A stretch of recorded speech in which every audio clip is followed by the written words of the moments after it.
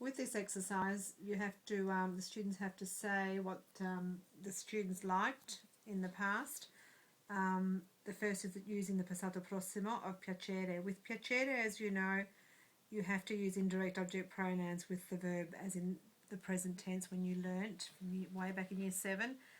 If it's mi piace means I like something, which literally means it is pleasing to me. So mi is the indirect object pronoun to me, which means to me. With the passato prossimo of piacere, in relation to exercise I, page 116, there's the example of Chiara, and you have to say that she liked maths, but she didn't like phys ed. So you're going to say, le è piaciuta la matematica. So what you're actually saying is that mathematics is pleasing to her. So le is to her.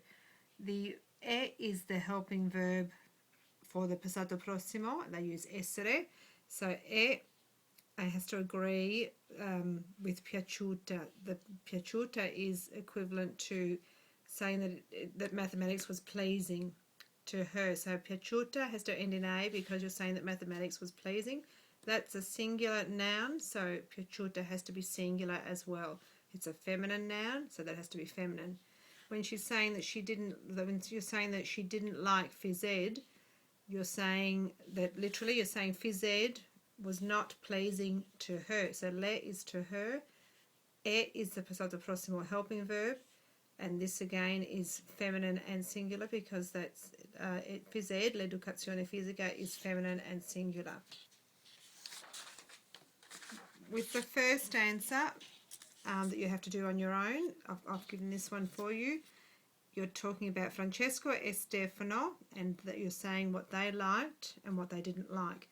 So you're saying here with the sentence, gli sono piaciute le scienze, ma non gli è piaciuta la storia.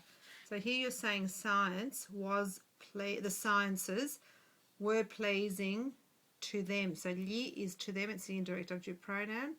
Sono is the helping verb. The reason you've got sono is because you're going to say that they were pleasing, the sciences were pleasing to them. So because sciences, le scienze, is feminine and plural, the ending of the verb, the past participle, has to be the e ending, which is feminine and plural. This has to be sono because that's plural. And then that's the indirect object pronoun to them. So when you're saying this part where they didn't like history, you're literally saying that history was not pleasing to them. History is feminine and singular, la storia, so that has to end, the piaciuta has to end in a, and it's only singular, it's only history, so that is the e helping verb, not sono. With the imperfect past tense with piacere, when you have to do part 2, the example they give you in the book is that about Chiara is that you're saying le piaceva lavorare con I numeri, ma non le piaceva correre ogni settimana.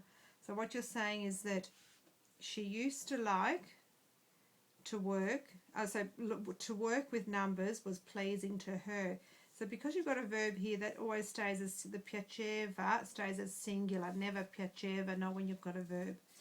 If it was just she used to like numbers, I numeri, then you would say le piacevano I numeri. But because you're saying she used to like to work with numbers, that means it's piaceva. So you're saying that to work with numbers was pleasing, used to be pleasing to her. This is the imperfect tense. But then you're saying that she didn't like to run every week. So running every week was not pleasing to her.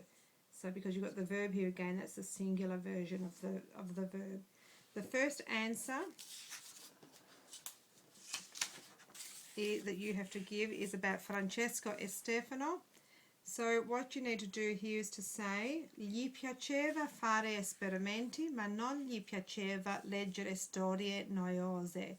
So you're saying that doing experiments used to be pleasing to them, but reading boring history was was not pleasing to them. So the gli is the indirect object pronoun to them.